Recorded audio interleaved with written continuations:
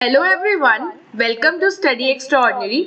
आज हम अपने all the best for boards 2021 series में लेकर आए हैं आपके लिए साइंस का पेपर पैटर्न। साइंस एक बहुत ही कॉमन सब्जेक्ट है, क्लास 10 में सभी बच्चों के पास होता ही है। एंड साइंस थोड़ा डिफिकल्ट भी बच्चे समझते हैं क्योंकि हमें तीन सब्जेक्ट्स एक ही सब्जेक्ट में प्रिपेयर करने हैं, फिजिक्स, केमिस्ट्री एंड बायोलॉजी। तो उसी के लिए मैं आज आपके लिए लाई हूँ एक पेपर पैटर्न जिसको देखकर आपके माइंड में थोड़ा कंसेप्ट बन जाएगा कि किस टाइप से क्वेश्चंस आएंगे और मेरे को कैसे प्रिपेयर करना है। वन वर्ड क्वेश्चंस कितने आएंगे, एमसीक्यूज कितने आएंगे और कहाँ पर मेरे पास चॉइस है, कहाँ पर नहीं है। तो चलिए हम शुरू करते हैं। अगर आपने इससे पहले हमारे और सब्जेक्ट्स का वीडियो नहीं देखा है रिलेटेड टू पेपर पैटर्न, तो उन सभी के लिंक्स नीचे डिस्क्रिप्शन बॉक्स और आई बटन में है। Sanskrit, maths, social science, English, इन सभी सब्जेक्ट्स के हम बना चुके हैं। और अगर आपको किसी और सब्जेक्ट का चाहिए तो उसका भी आप हमें कमेंट बॉक्स में बता सकते हैं, हम डेफिनेटली उनका वीडियो जरूर बनाएंगे। तो साइंस का एग्जाम आपका 80 मार्क्स का होगा जिसके लिए आपको मिलेंगे 3 आवर्स। तो साइंस के लिए आई थिंक 80 मार्क्स में 3 hours is a sufficient time और अच्छे से पेपर हो जाता है 3 आवर्स में। ऐसा नहीं है कि पेपर बहुत लेंदी लगता है हमें। तो पेपर में आपके पास बेसिकली होंगे 4 sections A, B, C and D, जिसपे आपको 36 क्वेश्चंस टोटल सॉल्व करने हैं। तो नंबर ऑफ क्वेश्चंस थोड़े ज़्यादा हैं, देखने में लग रहा है क्योंकि MCQ की वेटेज अब थोड़ी सी ज़्यादा बढ़ गई है बोर्ड के एग्जाम में। तो आपका जो सेक्शन A होगा जिसमें क्वेश्चन 1 to 20 होंगे, वहाँ पर आपके हर क्वेश्चन जो है वो मल्टीपल चॉइस क्वेश्चन होगा या फिर वेरी शॉर्ट आंसर क्वेश्चन होगा या assertion reason type question answer होगा, या फिर बेसिकली आपको उनका आंसर शॉर्ट में देना है। You don't have to give a lot of explanation.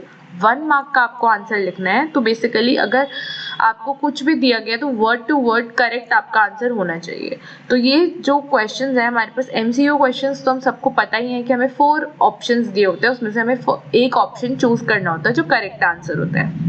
Very short answer questions के अंदर मोस्टली आपके पास आता है गिव रीजन टाइप के क्वेश्चंस, या फिर ट्रू फॉल्स के क्वेश्चंस आ जाएंगे, या fill in the blank type के, या फिर आपको कुछ हिंट दिया होगा, आपको गैस करना होगा कि उस हिंट से रिलेटेड आपका आंसर क्या बन रहा है। तो इस टाइप के जो क्वेश्चंस होते हैं जिसमें आपको 1 वर्ड में लिखना है या डायरेक्टली डेफिनेशन लिखनी है, वो होते हैं आपके वेरी शॉर्ट आंसर क्वेश्चंस, और वो भी आपके पेपर में आएंगे। And then the third category which is a new category, that is assertion reason type questions. तो असर्शन रीजन टाइप क्वेश्चंस में ये होता है कि आपको 2 स्टेटमेंट्स गिवन होते हैं, स्टेटमेंट 1 एंड स्टेटमेंट 2, और इनके अंदर आपको 4 ऑप्शंस या 5 ऑप्शंस गिवन होते हैं क्वेश्चन पेपर में, विच सेज कि statement 1 is correct, statement 2 is correct but statement 1 is not the reason of statement 2, or statement 1 is wrong, statement 2 is correct, statement 2 is wrong, statement 1 is correct। इस तरीके से आपके पास 3 जो sequences होती है, ये अभी हम क्वेश्चन पेपर जब आगे देखेंगे जो बोर्ड ने इशू करा है उसमें आपको मैं बताऊंगी। और इस क्वेश्चन पेपर को अगर आप भी पढ़ना चाहते हैं, अपने फर्दर यूज करना चाहते हैं, तो इसका लिंक भी डिस्क्रिप्शन बॉक्स में है, आप वहां से डाउनलोड कर सकते हैं। देन जो हमारा सेकेंड सेक्शन होता है यानी सेक्शन B, इसके अंदर हमारे पास 21 से क्वेश्चन नंबर 26 तक हमारे पास आंसर्स होंगे, और ये होंगे short answer type questions which is of 2 marks each, और जहाँ पे आपको 30 to 40 वर्ड्स में लिखना होगा। तो ये क्वेश्चन भी आपके थोड़े डायरेक्ट या फिर शॉर्ट न्यूमेरिकल टाइप क्वेश्चंस होंगे। इसके अंदर basically to give you an estimation, आपको 3 to 5 लाइन्स के अंदर अपना आंसर जो है वो कंप्लीट करना होगा, और आप you have to basically give a brief explanation. ऐसा नहीं होगा कि 1 वर्ड में या 1 सेंटेंस में आप इसे खत्म कर दें, थोड़ा सा आपको इसमें एक्सप्लेन करना होगा क्वेश्चन को। Then the section 3 that we have contains again short answer type questions, but इसमें थोड़ा सा आपकी word limit जो है वो increase हो गई है, they have come to 50 to 80 words। तो इसमें आपको थोड़ा detailed explain करना है जिस भी चीज़ के बारे में हमें question में पूछा जाएगा। And the last section is it contains very long answer type of questions. In this we have each question carrying 5 marks, और इसके अंदर आपको with diagram, proper illustration, graph, इन सब की हेल्प से अच्छे से एक्सप्लेन करना होगा जो भी हमारे क्वेश्चन में हमसे पूछा गया है। ओवरऑल पेपर में कोई भी चॉइस नहीं होगी, यानी कि ऐसा नहीं है कि आप एक सेक्शन स्किप कर सकते हैं या एक क्वेश्चन आप छोड़ सकते हैं, 8 में से आपको 5 क्वेश्चंस करने, ऐसा नहीं होगा।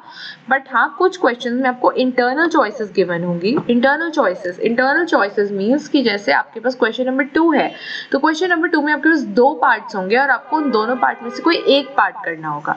इस तरीके से आपको एक चॉइस गिवन होगी क्वेश्चन पेपर में। And as board has mentioned, and that is a very pro and important tip for science, कि आपके neat and properly labeled diagrams wherever required होने चाहिए, because science इज समथिंग आपको जहाँ पर थोड़ा सा एफर्ट करना पड़ता है. टेबल की फॉर्म में आप डिफरेंसेस बनाइए, डायग्राम्स बनाइए, ग्राफ्स बनाइए, कुछ भी इलस्ट्रेट करना है तो वो आप थोड़ा फ्लो चार्ट या ग्राफिकली करेंगे तो एक टीचर के सामने प्रेजेंटेबल लगती है आपकी नोटबुक और एक अच्छा इंप्रेशन पड़ता है आपके लिए भी.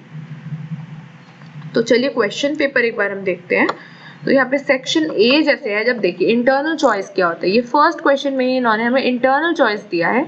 जिसमें first part is list any two observations when ferrous sulphate is heated in dry test tube. तो यहाँ पर आपको बेसिकली इक्वेशन लिखनी है कब हमारा फेरस सल्फेट जब हीट हुआ है ड्राई टेस्ट ट्यूब में तो क्या आप बेसिकली ऑब्जर्व करते हैं. तो इसके अंदर आप डायरेक्टली जो भी आपके एक्सपेरिमेंट की इन्फेरेंसेस हैं उनको लिख सकते हैं, चाहे तो आप इसमें इक्वेशन भी मेंशन कर सकते हैं.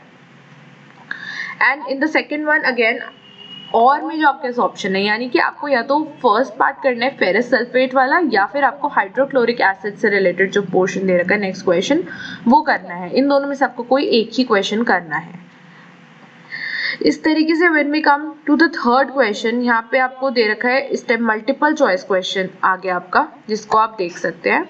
और ये भी बहुत ही सिंपल सा क्वेश्चन दे रखे हैं, मतलब ऐसा नहीं है कि फर्स्ट जो 1 मार्क के क्वेश्चंस हैं वो काफ़ी लॉजिकल क्वेश्चंस हैं. इसमें थोड़ा आपको इस तरीके से सोचना होगा कि एप्लीकेशन ओरिएंटेड क्वेश्चंस हैं ये. ऐसा नहीं है कि आपने डेफिनेशन याद कर लिया और डायरेक्टली आपको डेफिनेशन क्वेश्चन पेपर में मिल गई. इस टाइप का क्वेश्चन पेपर अब नहीं आता है किसी भी सब्जेक्ट में, और इस साल तो बिल्कुल भी जितने भी सैम्पल पेपर्स बोर्ड ने इशू करे हैं वो उनके थ्रू हमारी क्रिएटिव थिंकिंग, इनोवेटिव थिंकिंग, इन सब चीज़ों पर थोड़ा जोर देना चाहते हैं कि बच्चों का जो लर्नड रोट लर्निंग है उससे थोड़ा उनका अटेंशन जो है towards innovative thinking and creative thinking की तरफ जाए. तो अब जैसे हमारे पास है question number 13. This is the question of assertion and reason. तो जिन लोगों को नहीं पता है कि असर्शन रीजन क्या होता है इसको ध्यान से देखिए. यहाँ पर हमारे पास असर्शन रीजन में आपके पास चॉइसेस होती हैं. यहाँ पे हमारे पास assertion reason में आपके पास choices होती हैं 4. The first choice is both A and B are true and R is the correct explanation of A. Basically assertion का मतलब होता है कि हमने कोई भी statement दिया, reason का मतलब होता है कि उसका reason क्या है. तो assertion and reason इसमें आपको दो statement given होंगे, एक आपका statement होगा और दूसरा आपका reason होगा. तो जो फर्स्ट ऑप्शन होगा आपका A that states कि assertion और reason दोनों ही true है हमारे, और जो R है यानी जो reason हमने दिया है that is the correct explanation for assertion. Then जो आपका सेकेंड पार्ट है both A and R are true but R is not the correct explanation of assertion.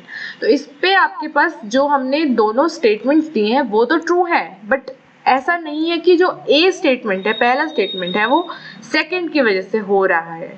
Then third is A is true but R is false and the fourth is A is false but R is true.